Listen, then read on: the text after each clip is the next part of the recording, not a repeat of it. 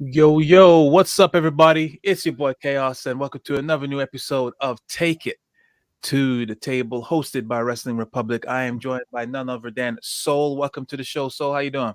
Oh, very well, my friend. Always good to be talking about good wrestling for a change. Exactly. We're going to have a positive Thursday today. As you obviously may have seen by the thumbnail, we're going to be reviewing AEW Dynamite. And of course, just going through all the individual moments, all the individual matches, and give overall thoughts of the event. We're going to be talking about a certain person who's very nice and very evil has become all elite. And we're going to be talking about why Johnny Gargano did not show up on Dynamite last night.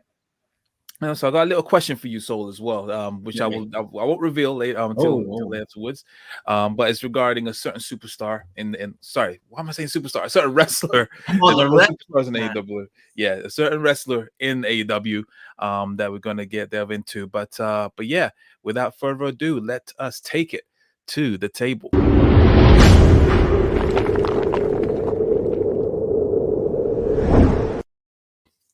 All right. So AEW Dynamite has been and gone. What was your thoughts from the get-go? Of the show last night? I thought it was a really strong card with a lot of good points on it. It was better than last week's. I'll definitely say that.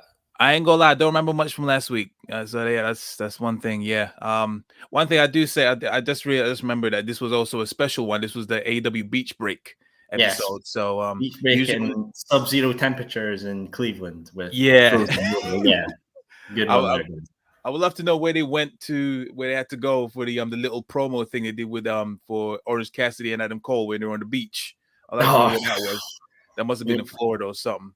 Or somewhere Jamaica. nice. Somewhere nice. 100%. Yeah, I agree. It was definitely a stronger card, probably simply because also the moments were more memorable. I don't remember. I felt like last week's was more like filler. But yeah, it was very strong from the get go. As soon as the show started, they didn't even go into the entrances. It went straight into the ladder match, which was for the Undisputed TNT Championship between Cody Rhodes and Sammy Guevara. Yeah, what a strong match that was. It was good, awesome spots, good back and forth. Cody playing the crowd as he does. I like this. I don't know what gimmick this is, but I'm loving it. How he's just not feeding into what the crowd really think of him. It's better than it's much better than what John Cena did. You know, that kind of thing. It's definitely it's definitely a polarizing figure, and it's pretty much happened kind of overnight. But yeah, he's definitely good. I mean, he's working with this whole thing about him not having a contract and doing this handshake deal that he's reportedly on at the moment. It's building a lot of suspense and wondering what's going on. But then you remember he's got Roads to the Top to film with TNT, and you kind of can't really jump ship to another company while filming a reality show. Yeah, it's for sure. There's still talk about that. About him possibly showing up in the Rumble, which I don't think that's. I mean, the day that happens, I'll go bald. that's how bad. A good look for you, hey. Say again? A good look for you. Let's go for that. Yeah, the bald people always get the best roles and stuff. So exactly. Yeah, for sure. But yeah, this he's playing the role nicely. I'm liking this. I think this carry on as normal. But the match itself going back, awesome spots. That ladder spot from when he jumped when Sammy Guevara jumped from his ladder across to Cody Rhodes and did a cutter. That was just it was just beautiful. Now, the question is that the best cutter ever done? Because a lot of people like to go for the Randy Orton, Seth Rollins one at Mania, where Seth. No. If people say that was the best one so far is definitely it has to be Randy Orton with mini RKO Evan Bourne. Simple as that is my favorite. Like I watch that every time and I get goosebumps every time I see it because it's just beautiful. And like just also from seeing Orton's face as well afterwards, he knew that was badass as fuck. So yeah, that one I don't think nothing has topped that yet. I think the one Orton did against CM Punk at Mania was pretty good, where Punk went for a top rope elbow. and then Cena bounced up. No, sorry, see, Orton bounced up and then hit him with the RKO. Okay. See, that one, I rivaled that one with when he did it to Carlito. Remember that one? Oh, that was a good one. Was a good. I think that's what pretty much I think that's one of the ones that started this out of nowhere stick. But everyone seems to forget about that one. It's poor Carlito getting buried. I miss Carlito, man. It's a shame he didn't give him a full run when he came back at the Rumble. That was good. But opportunity. Yeah, 100%. But yeah, there was awesome spots. That was definitely the highlight. But yeah, what was your thoughts on that match? Starting. I mean, basically that match just describes adrenaline's a hell of a fucking drug, because they were doing tons of shit that was like, oh Jesus, Sammy jumping up, like going off that top ladder, and the ladder didn't break. That match gotta be hurting. Yes. Yeah. Let me ask you this question: Does it annoy you sometimes when you see? I know it's meant to be for safety reasons, but doesn't it annoy you when you see the ref actually holding down the ladder in place so they don't like fuck up the spot? If you know what I mean. Doesn't it kind of like? Does it kind of like not necessarily breaks the immersion sort of thing? Kind of. You know, doesn't annoy you? Or you I want to say yes. I want to say yes and no, because it's the yes. There's like, oh, we better break immersion, but no, because you don't really want Sammy Guevara to break his neck on national television now, do you? No, I get that. I think maybe I'm just complaining with the camera cuts. They can make it a bit more sharper. So we don't want a Kevin Dunn situation where we're getting 16 random cuts a second. Look at the children. Come on. I know our attention span's low, but come on, we can survive with a few cuts. For real. Yeah, I think probably of course, safety first. Of course, this thing that's the seeing them actually just hold it down and still telling them to like get down. You're gonna hurt yourself. It's just like what the hell are you doing? You're helping them, like, but whatever. I think they just need to definitely cut it or like avoid the referees being seen for sure. I think it would have been better maybe if Fuego del Sol holded the ladder because he got involved in the match. Yeah, I didn't like that. That was kind of pointless. I don't know why. Like, if anything, it just helped making Cody look more of a heel, but that's not what they're trying to go for. Who knows? I don't understand his input. Like, who cares about Del Sol? I understand you that's your friend, but you had no business in that match. Like, what are you trying to say? Like, what did you think of that? Did that ever make sense? He's protecting his buddy. He's protecting his vlog buddy, you know. Yeah. Trying to get him away. Score. He just reminds me of like Marco Stunt. Marco Stunt, just there for no reason, but just getting. Well, he's gone from AEW, so. Yeah, true. Which is a shame. Like, he just didn't even get a send off. He just disappeared literally. He's replaced by Christian. I mean, hey, Christian. I take Christian. Fair enough. I do miss Marco Stunt for just taking those crazy ass bumps. That's what I miss. Yeah. But I think he'll do better on GCW, which is where his main Jesus thing is. Christ. Really? Oh, I didn't know he was a GCW guy. Oh yeah, he's been there quite a few times for the shows. Oh, okay. Oh, fair enough. If you want to find Marco Stunt, Game Changer Wrestling, that's where you want to go. Okay, fair enough. So yeah, all in all, that was a solid opener to the show. Very good start. But yeah, overall, at the end of it, Sammy Guevara has become your new undisputed TNT champion. After like cracking Cody with the with one of the title belts, and he just fell to the floor, and then he grabbed the titles. There was also a crazy bump as well with the superplex. Yeah, that looked painful, and I was worried about because it was very close to the belts. I was worried they might just botch it and somehow drag the thing down. But hey, it was pulled off. It was pulled off successfully. The guys did it. That's it. Yeah, that's the most important. Although I will say, I didn't think the right man won. I wanted Cody to win. I was kind of hoping. I was thinking that Cody was going to win for sure, 100%. But I guess they probably got cold feet, thinking that Cody is H. Yeah, if I was being like, oh, Cody's going to stay with the company, I would have not had Guevara win against Dustin at Battle of the Belts. I would have had Dustin Rhodes win the interim title, and we get a brother versus brother thing. Again, yeah. But hey, that's what Universe Mode is for, Oh, I need to talk to you about that as well. So afterwards as well. But yeah, so that was a good solid start. Then the next match, I believe, was the trios match. It was Jericho. Jericho, Santana, and Ortiz versus 2.0 and Danny Garcia. Again, I do not care for this thing. I feel bad. I feel bad for the. I think that just the whole thing with Eddie Kingston and Ortiz and Santana. I'm kind of over the Inner Circle now. It doesn't even feel like the Inner Circle anymore. I think the Inner Circle really ran its course at Double or Nothing with the Stadium Stampede match. 110%. I 100% agree. I'm so over them. It like even at the time, but it didn't look like that. But now it just looks like people that's coupled up together that's trying to hold on to whatever relevancy that they have. It's really weird. And the standout, so 110%, Santana and Ortiz. I think they're gonna go further than Jericho and Hager, who's also, by the way, just disappeared. Like, yeah, where the fuck is Hager? He's like Brian Cage, fucking disappeared, done his role, and then gone. Exactly. It's I kind of hope if the great minds shall, we can just end this Revolution 6-man match: Jericho, Hager, and Guevara against Santana, Ortiz, and Kingston. Maybe make that a match for Revolution. Maybe that's never.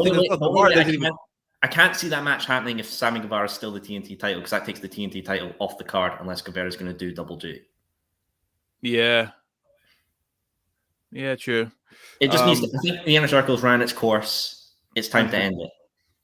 I think there needs to be a reshuffle, or a new era of factions, because all the first year people, I guess was it year 1, year 2, whatever. Basically, last year's factions, they've all ran its course. Inner Circle, Team Taz run its course. Death Triangle. Death Triangle. The only ones I would say is not run its course is the Dark Order, because I really like the Dark Order. I think the Dark Order is amazing. Yeah, 110%, 110%. Yeah, I'll say, and I think that they'll always stay about. That why not? There's Santana Ortiz can do great things as a tag team themselves. Guevara's a good singles guy you can have on hand. Jericho, legend status. Hager. Yeah, that's pretty much it. Dot. Yeah, if Hager wants to go do MMA, then hey, let him do MMA. It's something he's somewhat good at. He's got a better record than Punk at it, so there's that. Yeah, for sure. Yeah. But 100%. I think they need to reshuffle things. I don't know what Jericho would do after the Inner Circle. I think he probably needs to do maybe one more heel run. I think I just love Jericho more as a heel. Yeah, I'm feeling him more as a heel now. Yeah. Because he's trying to do that. What's that gimmick thing he's trying to do with like the FMU or something like that? GFY. Oh yeah, for fuck's sake! Like Jericho, you've had some great stuff with, Raw's Jericho, which you please shut the hell up. But this one, mate, you're not getting over. Yeah, GFY. It just sounds like that kid that wants to be cool and rude, and he just says it to the other kids. Like, yo, GFY. I'm making my own language. It's like, if you're only part of the crew, if you know this is the GFY crew.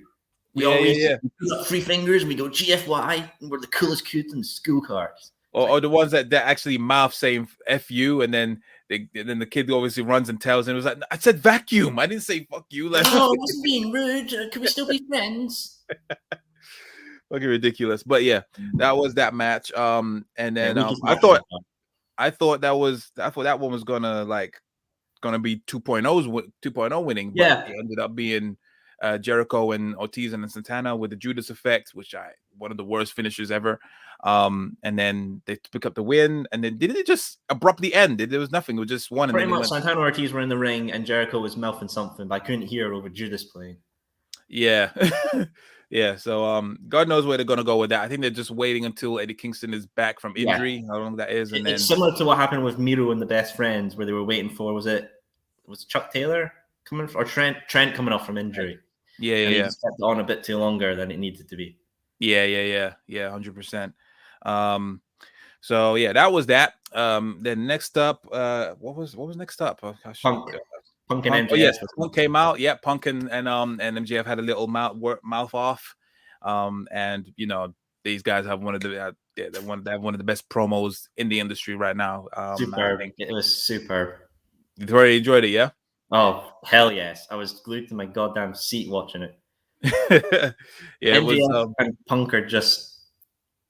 They're made for each other. It's like watching Da Vinci paint or something like that, or Van Gogh paint.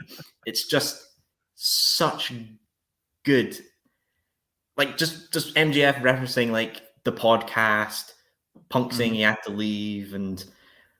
The only like, it sort of builds up to this match, and it's like, can the match deliver? Yeah. This build.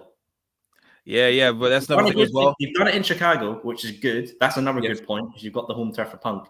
But MJF needs this win. That's what I'm thinking. It's looking like the MJF has to be the one to end the streak. Yeah, and then I'm a CM Punk fan, right? I've got 2 signed plaques of the guy that I paid hefty money for, and I've got this jumper on. I'm a CM Punk mark, but he needs to lose this upcoming match. Yeah, 100%. Yeah, I think it was nice, the little undefeated streak. Why not? That's fine. But yeah, 100% MJF needs this more than Punk. Then if they need to, just run it back at Revolution. Yeah, CM Punk gets his win back. That's fine. I'm cool. I'm totally cool with that. But yeah, it's do you think it's going to be a clean win, or is it most likely going to be shenanigans? The only thing I can see shenanigans with is Wardlow. Will we get a Wardlow face turn in Chicago next week? I don't know. I don't think so. I think they're going to ride this as long as possible, I think. Because I think Wardlow versus MJF could be a match for Revolution. Maybe? I think so, because people are hot on Wardlow. The reaction for him last night was pretty good. No, it was his hometown, but it was still solid. Yeah. And a lot of people they've been waiting for Wardlow to do this face turn, and just you want someone to just absolutely obliterate MJF, the snobby little shit he is. 100%. I think this is another example of them trying to do, in a sense, I don't want to say long-term booking, but just make it, don't rush it. It's over time. He still did MJF's dirty work at the end. He powerbombed CM Punk, so there's still a bit of loyalty there. I think they are going to long it out. Maybe there might be some shenanigans involving him next week, but I think the face turn probably won't happen until it has to be at a major point, which I would say probably has to be a pay-per-view where Wardlow costs MJF the win. That's if they run it back. I'm more likely to see that happening than Wardlow versus MJF at Revolution, I'd say. There's also that point of do you remember the segment 2 weeks ago where Mark Sterling came in about Wardlow's contract? If Wardlow wins a title, he has to hand it over to MJF immediately. So maybe we could see Wardlow in the Ladder of Revolution match, get a title shot for the TNT title, takes it off Guevara, and then we get a face turn there where he's trying to keep the TNT title away from MJF. Possibility. Yeah, there's definitely possible. We just have to wait and see. But yeah, I don't think they're rushing or hurrying up to turn Wardlow. I think they're going to long it out as long as possible. And just further emphasize on the fact that they don't just jump the gun like a certain other company does. A certain other company that are all in the entertainment space, shall we say? Yes. Well put. So yes, after that segment, then there was, of course, a match between Red Velvet versus Legit Layla Hirsch. I don't remember this, nor do I care about this. Shall I move on? Yes. Move on. So then, of course, there was Britt Baker. She came out as well with celebrating her accolades and making fun of the Cleveland. What's the team name? I should know this. I'm half American. I mean, they were talking all the sports reference was just going over my head, and I was just like, oh, cool. I'm watching something I don't get. That's the thing about wrestling in America, right? It's always like very like, haha, sports team this, sports team that, and I'm just sitting here like, what the fuck am I on about? But would it be the same if it was also in the UK, where it would just be making fun of Liverpool or Man United being shit? Yeah, but more of us, we just make fun of our government all the half time. Yeah, fair point. Fair point. But yeah, she was all boasting about her accolades and saying there's going to be one Baker that you can be proud of. All this, yeah, like you said, sports references. Another filler. I don't think it was really needed. No, I at all. I think it would have been better time given to maybe Adam Cole and Orange Cassidy or any other match. Yeah, 100%. And then of course they all led up to the main event, which was of course the lights out match between Orange Cassidy and Adam Cole, baby. So obviously this match, since it's lights out, it was this does not count towards their records. So whoever loses, it doesn't get registered as part of their wins and loss record, because wins and losses count. People believe yes, they count in the land of the elite. Exactly, they count in the land of elite, 110%. Yeah, all in all, this was especially totally exactly how I wanted to be, how I expected to be. Great, back and forth, hard hitting, inventive, innovative moves with the there was a backbreaker that Adam Cole did with the chains. They went around the arena, they went backstage where TK was just chilling with Jerry Lynn, like, oh, dealing with Jerry Lynn. The toys are fighting with each other. Then of course there was the best friends came out, sort of the Young Bucks trying to interfere. Everything happened, and then there was for some reason there was people underneath the ring, so Adam Cole literally went to go and get a ladder or a chair. I believe it was a chair. Trying to pull it out, and then out comes Danhausen. Yes. An indie beloved. This guy is very quirky, to say the least. So yeah, he came out completely just took Adam Cole by surprise. He was standing there posing. And then obviously even Orange Cassidy was like, what the fuck just happened? There's more people. There's more people, yep. And then obviously he just walked to the back. Now, and then shortly after the show, Tony Khan has announced that Danhausen is all elite. And yeah, he signed up with them. He's currently injured. I believe he had a broken leg last year. I'm pretty sure it was his left leg he broke in a match. Right. Can't remember. I think it was an independent show that he broke it at, sadly. Right. Yeah. So he's still mending from that. If you look closely, he still had a bit of a limp when he was there at the show yesterday. But yeah, as soon as he's back, then of course, then he's gonna be very interesting. To be fair, I'll be honest, I just know of the guy. I've never really seen any of his matches, but from what I've heard, he's built quite a following in the indie scene. He's quite loved. He got a great pop. So Danhausen was in Ring of Honor with PCO, and they were a tag team that did some good stuff in there. And do you know how the Gun Club get called the Ass Boys? I've heard about this. What's this? That's because of Danhausen. Right. Okay. So Danhausen calls them the Ass Boys because of Billy Gunn. Right. And they've been having like a bit of Twitter. So I can definitely see if Danhausen was coming in, his first feud would have to be with either the Ass Boys. It's definitely going to be with the Ass Boys. Right. Okay. Fair enough. But I think Danhausen's going to shine the most on the YouTube shows Dark and Dark Elevation and Being the Elite. That's where he's going to thrive the best. Yeah. Okay. Is he going to be a world champion? No. Is he going to be a TNT champion? Probably not. But he's going to bring in so much merch money, attention, media stuff. Yeah, he got a loud pop. Like people knew who he was in Cleveland. I think because I saw people on Twitter, the great famous Twitter, people saying, "Oh, he's all paranormal. This is what AEW was said it's not all about." But I don't think he's necessarily, from what I've seen, he's not necessarily full on paranormal like the Fiend, or it's not like that. It's not that money. He's just quirky. I just love money. We all love money. That's it. Danhausen wants TV time to make money and have a blimp. Simple stuff. Every man wants a blimp. Fair enough. So yeah, I don't think he's gonna break the AEW policy or status quo. That's the status quo. I don't think he's gonna do that. I don't think it's gonna be like what's that chick's name? Abaddon. I don't think she's that kind of level. I don't think he's that kind of levels. Watch it. He'll just join the House of Black. Ooh, that's a good shout. I still don't even not sure what the House of Black is. I mean, I love it, but I'm still trying to find out what does it like. What is their message? It's weird. It's a The weird thing cult I thing. see it as, I see the House of Black as like this presence that they corrupt the people they beat with the Black Mist. So like I see Julia Hart joining it as their female star, Pac joining it maybe as another single star. Yeah, it just the thing with AEW is they just need more TV time.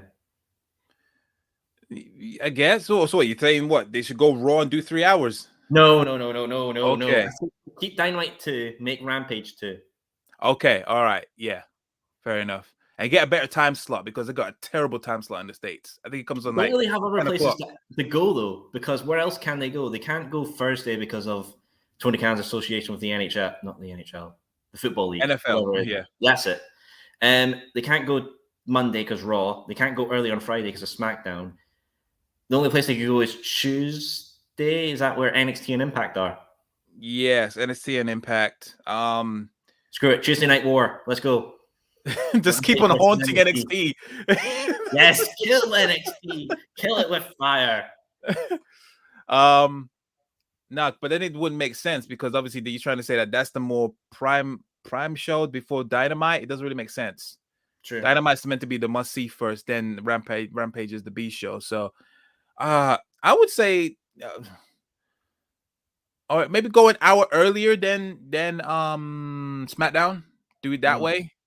And then obviously make sure you put your best stuff on the first hour, and then everything else second, because everyone's gonna go watch the first hour on SmackDown because Roman Reigns is always going to be the first one to come out, and then there's a tag team match. Shout out to Teddy Long. As long as they keep announcing the matches on Dynamite before Rampage, announce the full card. Oh yeah, you're solid. Yeah, 100%. Don't just think on the fly and then hope people see it on your Twitter feed. No, that's one thing I love about Dynamite. They plan ahead, and they don't. Obviously, things are always subject to change, but that's not always the case. So yeah, I think I agree. They need more TV time. Hopefully, down the line they will get the 2 hours. We'll just see what happens there on TNT. So yeah, back to the match. Like I said, between Adam Cole and Orange Cassidy, there was obviously Danhausen showed up. All the tag teams, all the factions showed up. That's another thing. No Red Dragon. Wonder what happened to him. I saw Bobby Fish, but I didn't see Kyle O'Reilly. Oh, Bobby Fish was there. Okay, I didn't see that. Okay, I think Bobby took out Chuck Taylor. I think it was. Right. It was a lot. It was a lot in that span. It was like everyone. Yeah. Kyle did come out and drop kick Chris Statlander while we weren't watching. Who knows? Oh, very. Yeah, who knows? But so yeah, all in all, they went backstage, had an altercation with TK and Jerry Lynn. They went back out. There was I think Orange Cassidy was about to set up the Superman punch, but he got clocked by one of the lights. That was nasty. That was nasty. There was also one point that Orange Cassidy did his version of the Panama Sunrise, which was nice to see. Yeah. And then but yeah, going back to where the entranceway was, then obviously Adam Cole was looking to do a super duper Panama Sunrise. As he climbed up some scaffolding, he was setting up to do it. He didn't see where Orange Cassidy went. He ended up being behind him. Orange Cassidy low blows him from behind, and then gives him a nice. He gave the people what they wanted, which was a big hug. You gotta give the people what they want. You gotta give them what they want. And then he looked down to his right, and then for some reason Adam Cole was weak. He can't get out of the hug, and then he basically. It was like a belly to belly. It was a belly to belly / beach break through this. It didn't look like cardboard. I look like wood. I look like wood. Yeah, it looked a bit like wood, a little bit like wood. Yeah, crashed and burned diving headfirst into those. And then Orange Cassidy gets the win. 1, 2, 3. And I believe that is the end of their feud. And what an electrifying way to finish it. 100%. What was your thoughts on that match? I liked it. I've seen a lot of people online say that Adam Cole's been booked like shit. I even saw one person say that Adam Cole looks unhealthy. Wow. What? Yeah, literally. It's like someone posted up a picture of him in NXT, and then like on being the elite, and they're like, Adam Cole looks so unhealthy. My God, they're killing him. They're draining him of his essence of wrestling. He's gonna die. There's gonna be a death on AEW's hands. And it's like, right, chill the fuck out first. Why are you impersonating Vince? You sure it wasn't Vince that was saying? Maybe it was Vince. Maybe it was Vince. He was just salty. On a burner account. Steph and Linda and Triple H is there, just like, my NXT's been fucking butchered. And he's just like, fucking Adam Cole. He's been killed. He's being killed by the company. I don't know what people are. I mean, first of all, one, time difference. It's NXT. It was like a picture when he debuted, and that's like, what, 4 or 5 odd years ago now? Who knows? Yeah. Time. Maybe he's just, it's like, just because he's moved on to another company, you don't have to say the man's dying, for fuck's sake. It's you gotta love the IWC, man. You gotta love it. You gotta. But yeah, I don't think that he's out of shape. 110% don't. He's still. I don't think he's being booked poorly. He gets to team up with not just one, but 2 of his former factions. Yes. And he's got all his mates around him. He's got his girlfriend by his side as well. Mate, if Adam Cole's not happy, then the guy's ranked number 1. He's going to most likely be next in line after Hangman Page takes care of Lance Archer. He's most likely going to be Adam Cole versus Hangman Page at Revolution. He's not been booked poorly. I don't think it's to the point where no. He will get a chance to be champion. 100%. He's going to be a champion down the line. I think they're going to definitely do the Undisputed Era-esque thing where they collect all the titles. So Red Dragon gets the tag team. He will get either the TNT or the AEW title, maybe. But yeah, there's a wee thing with that I would like to see down the line. This is completely like, if it happens, then you hear it here first, right? All right. I would love to see a blood and guts match down the line with Red Dragon, Cole, and let's say Gargano does come up, and it's those 4, right? Right. And then you've got the Young Bucks and Kenny. But let's say Kenny turns to someone from his past to take down who's destroyed his precious elite. And we get Kenny Omega, the Young Bucks, and Kota Ibushi in a blood and guts match. Ooh, Kota. I thought he was gonna say Okada. I was like, but no, you gotta do Omega and Okada. You have their own singles thing. That's elite right there. That would have to be like an all-out pay-per-view main event. Yeah, and of course you would make their name the Golden Elite. The Golden Elite. What? Well, think about it, because Kenny and Kota were the Golden Lovers. Right. Okay. Yeah. And then you've got the Elite, so the Golden Elite. See, that sounds trademark.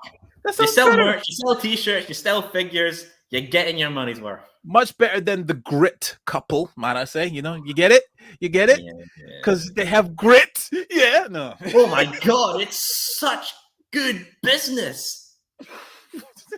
Where'd you get that from? Your bloody high school degree? He's like, yeah, I've done it. The Grit couple. Fuck off, Corey. Anyway, yeah. We went off a tangent. Yeah. What was you talking about? A complete solid show. It was a solid show in general with Adam Cole. Yes. There we go. Out of 10, we always give a rating out of 10 for each show that we review. Out of 10, what would you give this episode of AEW Beach Break? 8. An 8. Okay. I saw it 8. The only weak parts were Jericho's match and the women's match, which is where AEW does suffer with their women's division. Yes, 100%. There's still quite a few teething problems. Much better than when it first started. 110%. 110%, but still a few teething problems. They haven't reached to when WWE gets it right. They haven't reached to those levels yet. So yeah, 110%. Yeah, I don't see what the hype is with Hirsch. I like Red Velvet. She can put on some good matches.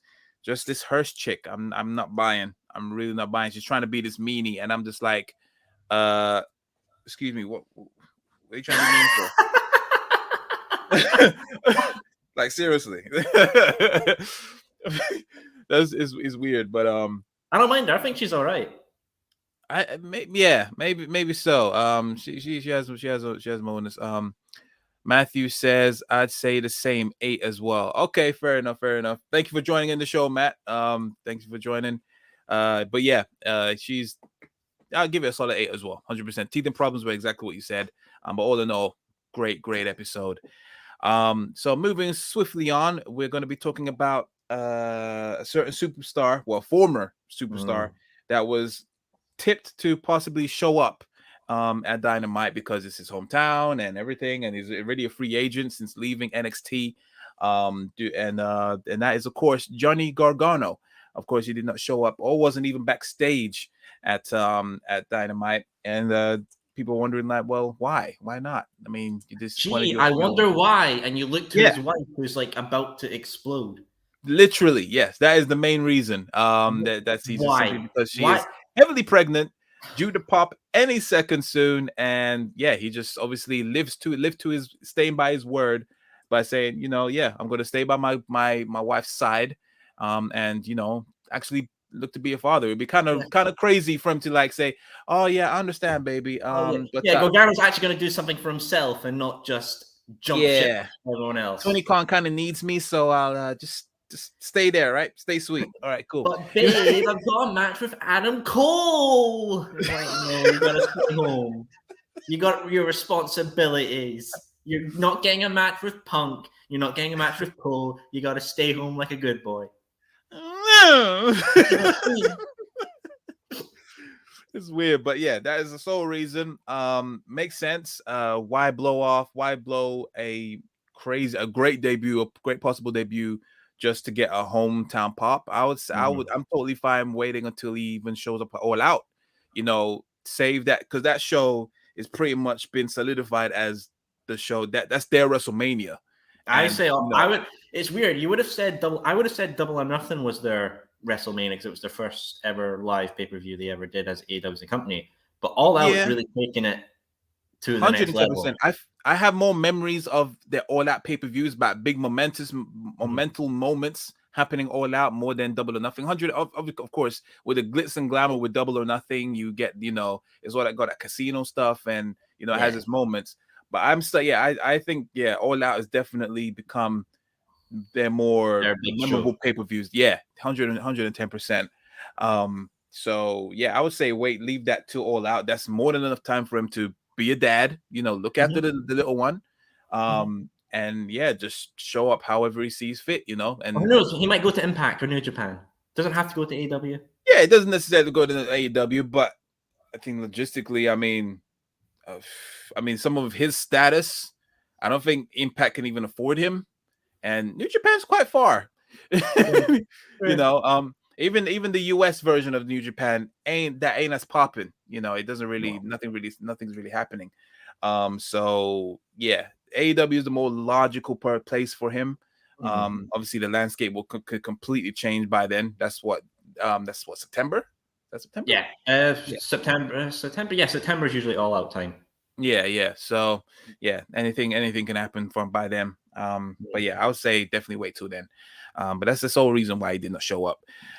So, and just to cap it all off, this was the question that I was going to be asking you as well. So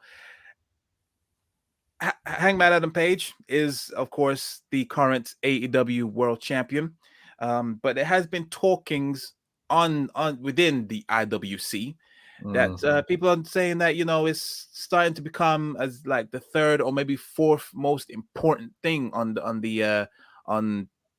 AEW TV right now. So my question is to you right now: do you think that is Hangman Adam Page's title run, is it already faltering? Like, what's your thoughts on his current title run right now, considering he just had 2 great matches, and then now he's got obviously Lance Archer, but where they have been placed, it doesn't feel as prominent as CM Punk and MJF, or they're not in the same conversation. So do you think that his title run is faltering so far, or you think there's still a chance? I would say no. Okay. And the main reason that is he worked with Bryan Danielson in some stellar matches that were opening the show, promoted pretty well, did high ratings. I only think the reason why people may say it's faltering now is just because he's just doing something with Lance Archer. Mind you, Lance Archer's been off with an injury after that Eddie Kingston match, so maybe Lance is just having to get back into the feel of things and feel good. But I like Lance. I think Lance is great, a great monster heel, which is what he should be. He shouldn't really do babyface too much. Mm-hmm. And I feel like the story of getting the Hangman's win was exceptional. The whole thing with Kenny, you can see that was a plan from when the company inception. And I think what people can see is faltering is just that they're entering a territory of where they've not prepared. They probably prepared for Hangman to get the title, and now they're just looking at the landscape of where to go from there. He's done great things with Bryan Danielson. That was great. I just feel like another thing as well is they've got these huge stars like Punk that people will just tune in to see Punk. And you've got to promote them as well, but you've also got to consider your guy who is the main champion as well. Yeah. No, I agree. It's obviously because I raised this question doesn't mean I totally think that his thing is faltering. It's definitely there's still room for improvement, but yeah, I say I think obviously with Bryan Danielson, those two matches helped him solidify himself as a legit champion. Yeah. You know, they were lengthy, they were hard hitting, and you know they're already match of the year candidates. Yeah, absolutely. Yeah. So they definitely helped. Obviously this Lance Archer feud is obviously filler up until he gets to what's the Revolution to obviously get a more potential threat to his title, which is most likely going to be Adam Cole, I'd say. Or maybe MJF, maybe. But I think the way it's going to be Adam Cole, because that loss didn't count in that match. He'll stay at number 1 ranked.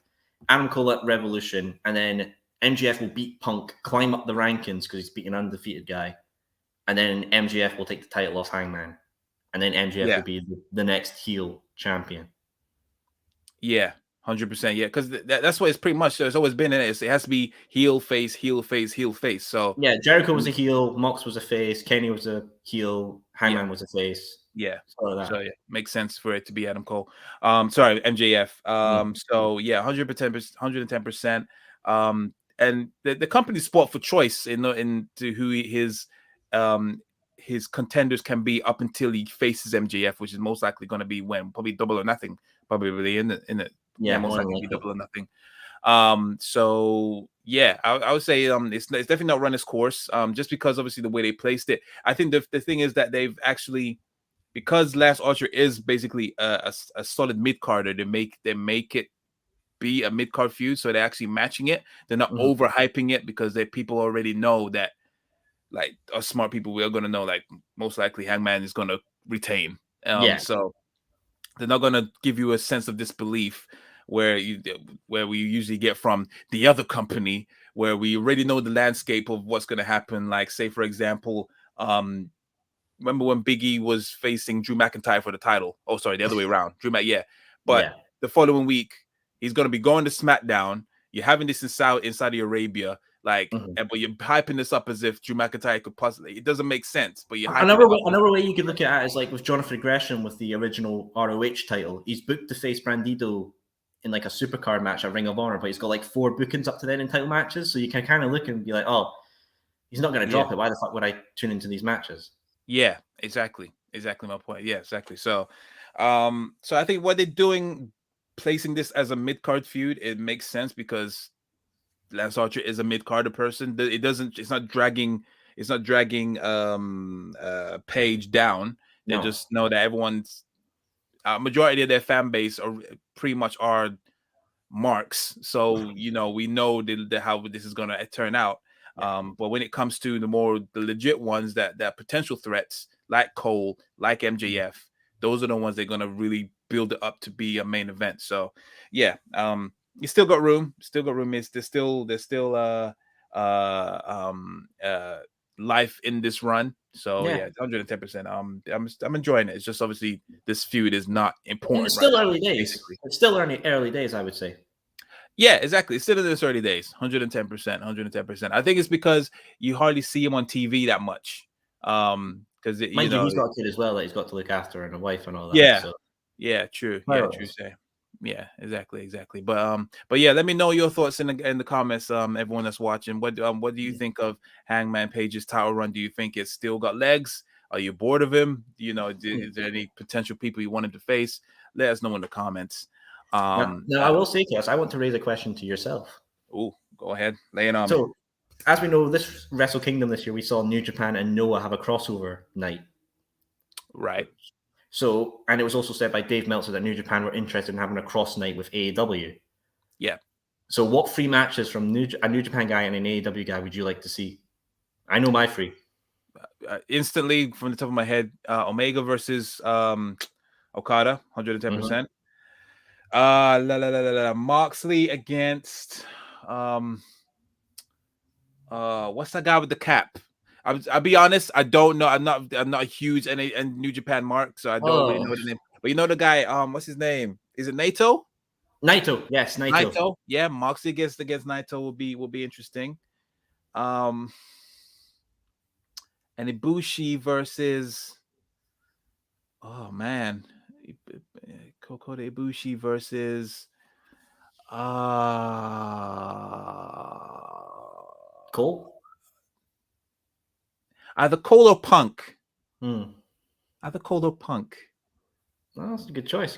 Yeah, I'll say yeah. You know, yeah, because I'd say Punk because I haven't really seen him mix with New Japan kind of style. So I wonder if you see if he can actually hang with that kind of strong style. So yeah, fuck it, yeah. Well, yeah, I'll say those 3. Yeah, but definitely main event Omega versus Okada. Yes, 5, whatever it is, whatever. That's it. In the Tokyo Dome, 7.5 stars. Let's go.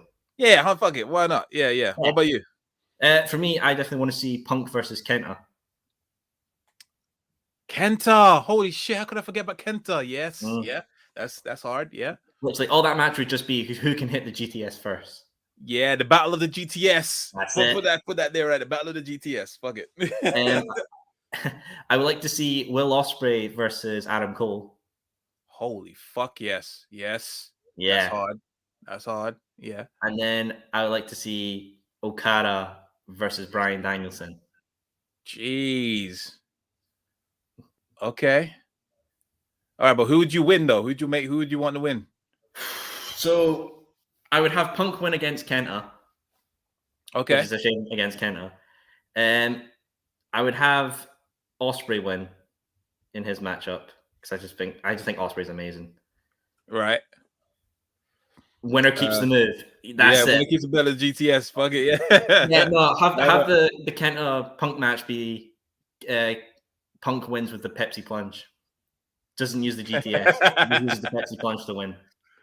Okay. Fair enough. Bryanson and Okada. I would like to see Bryan Danielson win. I like to see Bryan Danielson win against Okada. Okay, so AEW pretty much retains or pretty much wins most of the matches, I'd say. They win too, then Ospreay gets his little win against Cole. Yeah. Okay. That's interesting choices. Yeah. All right. In my ones, I would say Omega wins. In his one. And then Punk versus Ibushi. I'll probably say Ibushi. Yeah. And I forgot my other one. That's the thing. Like you look at AEW and New Japan. There's that was it. Moxley against Naito. Yeah. Moxley 100%. Yeah, Moxley against Naito 100%. Yeah, there's such great matchups you can have in New Japan and AEW. It's just like it's just mouth watering. Sorry, we're not skipping the fact that you just said Daniel Bryanson. Sorry, I'm JR for a night. Yeah, Daniel Bryanson, the WWE World Champion in AEW. We'll go with that. That was hilarious. That was. I'll never forget. I was just quick thing. I was going through a deleting spree on my phone, and I remember I screen recorded this awful botch that happened on Raw. I don't know if you saw it when it was. I think it was Nikki Ash versus Tamina. Man, I don't watch Raw, so fair enough. So basically, it was Nikki Ash versus Tamina, and then I think Nikki Ash did a splash at the top rope, and then the ref went for the 1-2, and it went for the 1-2-3. Tamina kicked out, and then Tamina's music played, and then the announcer actually said, "And your winner of this match, Tamina, the one that just got pinned. It was fucking awful. It was so fucking weird. I was like, how did this make live TV? It was actually absolutely cringe. It's the raw demographic. All the over 50s are demented anyway, so they forget every 5 seconds. Clearly, 100%. 100%. Ben Allison says, however, the sad reality is that if the show does happen, it will be a multi-man tag matches. Oh, he's talking about if it was AEW versus New Japan. Mate, if we get the Elite versus Bullet Club, I'm not going to complain. Oh, elimination style. I like that. And then we all know Evil's going to win it because Evil gets booked like the god he is in New Japan. So it's like, yay, woo, Evil wins. 110%, 100%. Matthew says, I would like to see Malachi Black challenge for the world title at some point. Oh, yeah, 100%. Oh, yeah, I wanted to, definitely. I think they're biding their time with him. But I think his time will definitely come. Yeah, I can see them doing a tag. I can see them doing a tag team run with Brody King first, and then going for the world championship. Yeah, 100%. And that's the beauty about AEW. It's like just because they were obviously at a certain stature at WWE, they're not doing the TNA route. Whereas they just, all right, you were obviously a big name in WWE, so you automatically get hot shot through for a title. There's only a couple exceptions, like Bryan Danielson, to a point, CM Punk, but he hasn't really challenged for the title yet.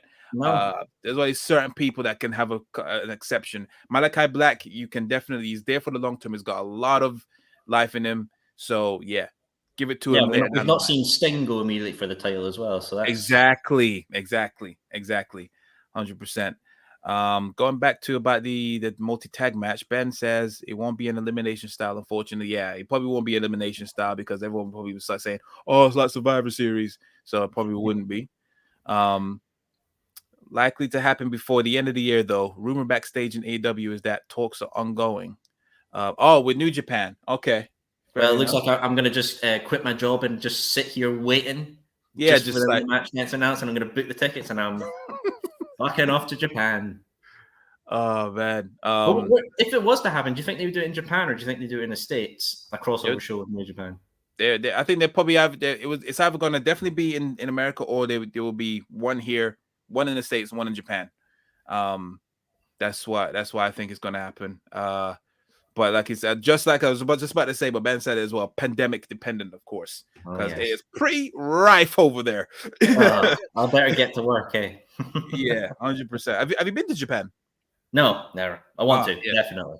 It's a beautiful place. Yeah, I've only been there once. It's honestly, I'll tell you, everyone, it is the most cleanest place I've ever been, and the most safest place I've ever been to. Wow, definitely a departure from the streets of Glasgow, and I'm sure your mind is gonna be blown. You're like, what is like, this? Oh my god, kids are playing in the streets. This is like a nice civilization over here. Holy shit. It's crazy, 100%. I don't think I'll be able to live out there though. It's pretty nuts out there. Like, in terms of accommodations and all that kind of stuff. It's pretty mad over there. But to visit and to experience the culture and all that, it's pretty cool. Definitely pretty cool. So that was fine. So Matthew asks, what do you think of Andrade's AEW run so far? Not good. I'll be honest, not good. It's definitely falling by the wayside. I think he has more matches on Dark Elevation more than he does on Rampage and Dynamite combined. This thing that is having going on with Matt Hardy, I don't understand it. I think what we can see from it is Andrade will take over the HFO or disband it or something. Yeah, they'll all attack Matt Hardy, and then Jeff Hardy's going to run in. Hardy Boys reunite. Yeah, they're teasing more than ever about Jeff Hardy showing up. Sammy Guevara did a Swanton Bomb. There was Matt Hardy said something, him and his brother, obviously, the private party was like him and his brother. They're definitely alluding to that. So that is most likely to happen for sure. I mean, why wouldn't you have the Hardys? Why not? This is a season booking.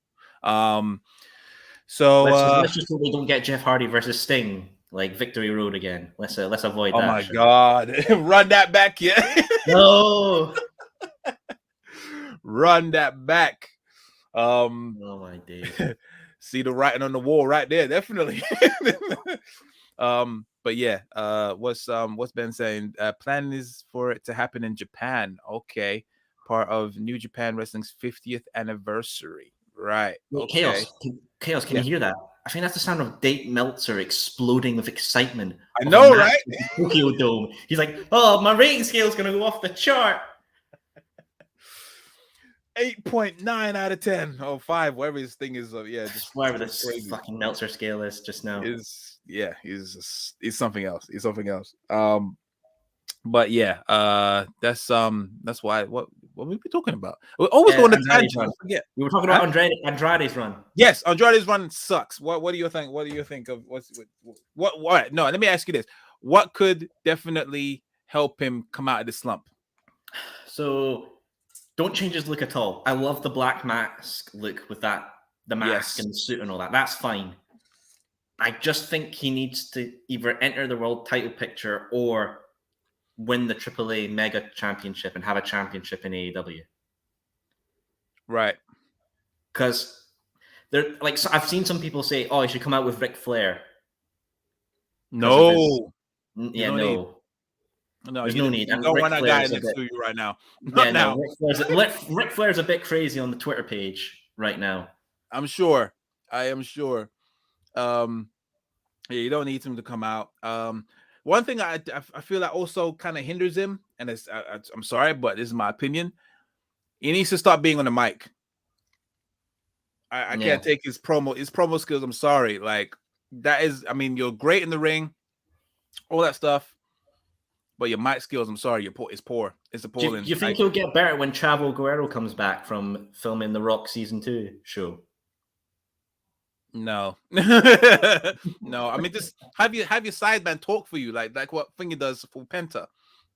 Yeah. Alex. Well, he's got Jose the bodyguard, who's ripped as fuck. He doesn't do fuck all. He's just he's too busy pulling out Art Anderson when he fucking botches and falls into a hole by the entranceway, and then still has him beat his ass afterwards. It's fucking weird. So. But whatever. Yeah, Andrade has potential. I don't think don't write him off just yet. No, but it's not looking good right now.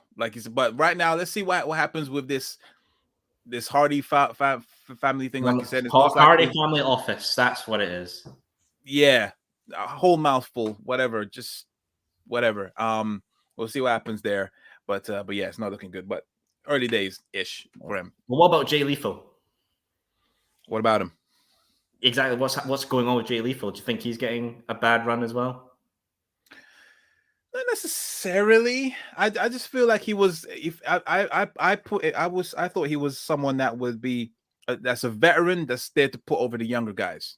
I don't think he's there for something major, because he's been in the game for a long time. I'm pretty sure I've been there since, like, I followed his career since the early TNA days, before he was the Black Machismo. Oh God. So yeah, he's been in the game for a long time. I think that, and he was one of the longest Ring of Honor champions, wasn't he? He had it for a long time, didn't he? I think he had it for quite a while, but I think Samoa Joe is still the longest ever reigning. Really? Okay. So. Okay. Fair enough. Well, so yeah, I feel like I'll put him in the slot where he just elevates other people. No pun intended, but stay in dark elevation. And then let's take it there. I don't think he's gonna get a world title run. Because no one's pining for him to be in the main title picture right now. So yeah, I would say just stay there. I'm cool with where he's at right now. That's my opinion. That's fair. So yeah, just to wrap things up, because we've gone on quite a bit regarding Dynamite and everything. WWE 2K22 as an official release date on March 11th. Have you seen the trailer and all that stuff? What's your thoughts on it? Really? Okay. So all right. So look, are you still scarred? If you're in the video game sphere, trailers can look very different from the real product. I understand that, but still, compared to 2K20 though.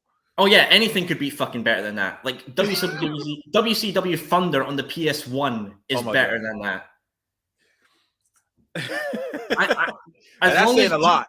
Yes, as long as GM mode is good, works, and if it's saying this multiplayer feature that it's got, it's fine. That's fine. That sells enough for me. I'm happy with that. As long as GM mode works, you got my purchase, and it doesn't break. And it doesn't break. Yeah, that's one thing I'm worried about. Since the latest trailer came out, I had my ear to the ground and trying to find out as much details as I can. It seems it's going positive. Obviously, you don't have create a finisher. You can't do create a story. Those are the two of my favorite things I was hoping you could do in this one. But they said obviously GM mode is back. What else they said? You can like place weapons wherever you want now. I don't know if you remember the last ones. You can only do it in certain places. Now you have free roam. I don't know if they said for GM mode, is it still like SVR08 where you have the other brands competing against you, or is it just like a single? Because I'm pretty sure it will be, right? Right now, I think it's it's a battle of the brands. There's also going to be a co-op mode, so you can actually team up or go against your friends online or couch, which is pretty cool. I think it sucks that you can't create a brand, because I would just like to create ECW and just have ECW kick. That was another thing as well. So I don't think you actually get control immediately of, say, Raw or SmackDown. I think you have to actually build yourself up, because there was one screenshot of like you see Ricochet, but it's in like a back parking lot. So I think you actually take control of either Deville, Pierce, McMahon, or the other one. Can't remember what the other one is. Shane, is it Shane, Stephanie? That's it. Shane, Stephanie. Yeah, those four. Yeah. So you don't actually start with the major promotion first. I think you start with what's the other one? Was it BCW or something like that? And then you go to So I think there is a battle of the brands. I think especially when you go to the main shows, you get to do that. So gonna have Baron Blade be the top guy. Oh, Baron Blade! Oh my God! Yeah, I forgot about him.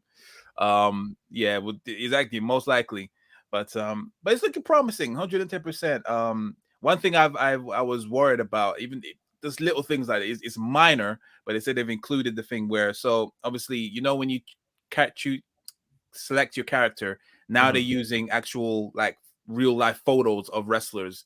And this one, obviously in previous games, you could have like your like a real life image of the wrestler, and then next to it you could use a created character, but it's the one that's been generated in the game, so it looks computer generated, so it looks kind of like weird.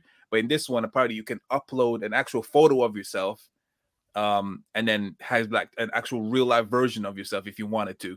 And then so this presentation looks more on the ball now. It's minor for me, but it's still pretty cool. I mean, we all know that CM Punk's going to be the most created wrestler as soon as that thing hits the shelves.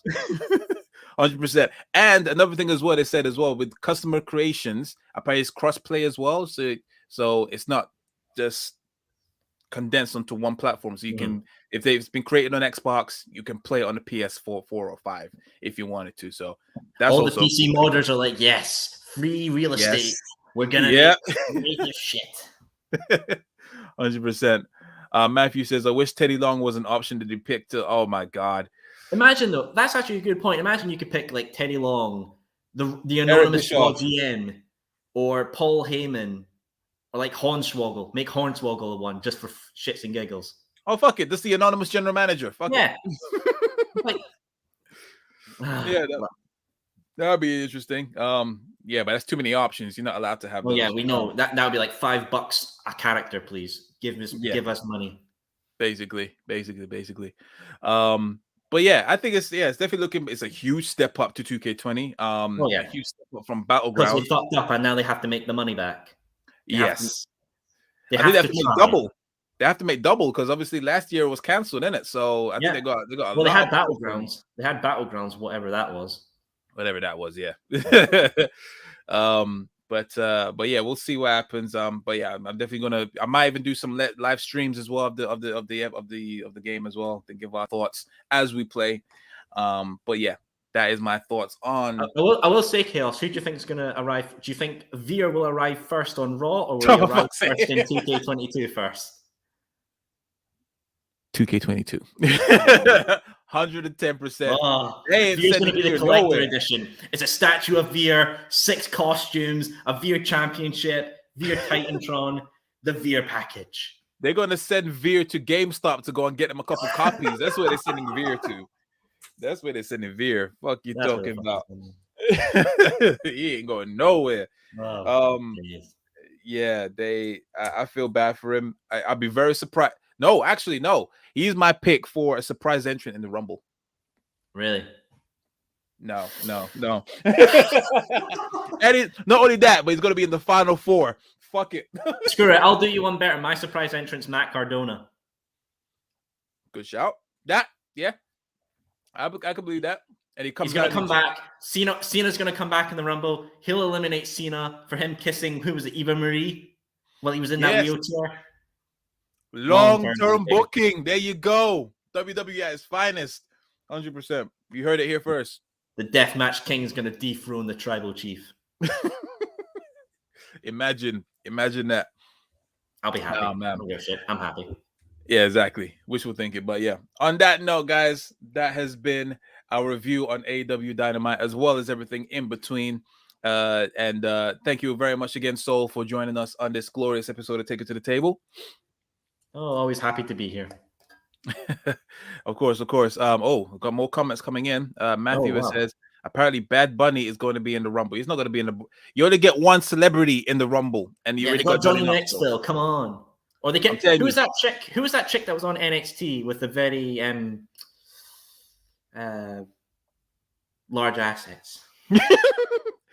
I don't know. I'm to be honest, I have not been watching NXT 2.0. I know you're too young to watch NXT. Have you seen their demo? No, I didn't realize. No, you're a young man. It's not your cup of tea. It's for the care home residents. The what? Sorry. The care home residents. The care home residents. Yeah, that's the highest demographic. That's the most they can get. 100%. Wait. I think someone said Matthew says Ollie J. I think her name is. That's it. We'll have her win the female Rumble. Okay. I don't know who this. I need to find. Hold on. Let me check this out. Hold on. Viewers, watch Chaos's eyes explode. Hey. Hey. What's really good, Ollie? Hey. Save to private folder. Does she rap or sing or something? Who fucking knows? Don't think anyone pays attention. Where did he find this? Oh, she's a singer. Oh, okay. Could you tell? No. Okay. All right. Okay. I'm too old. I'm too old for this. I mean, I'm too young. Sorry. I'm too young. Yes. Yeah. They replaced Poppy with her because, Poppy was associated with Triple H. Right. Yeah. Say no more on that. Okay, Ollie J, fair enough. Only you would know that, Matthew, man. You little mix. You naughty boy, naughty. Oh my god. Anyway, on that glorious note, explosive note. On an explosive note, in about 5 minutes. This has been Take It to the Table. Chaos the Children, this is a PG show. Come on. Man, no, this is TV 14. Fuck that. Man. That's TV MALSV. But yeah, this has been Take It to the Table. I have been your host, Chaos. He has been Soul. Make sure you follow us at official_TITTT, as well as at Wrestling Republic for all your breaking news, opinions, debates, honestly, articles, all that good stuff. And yeah, until next time, guys. Peace.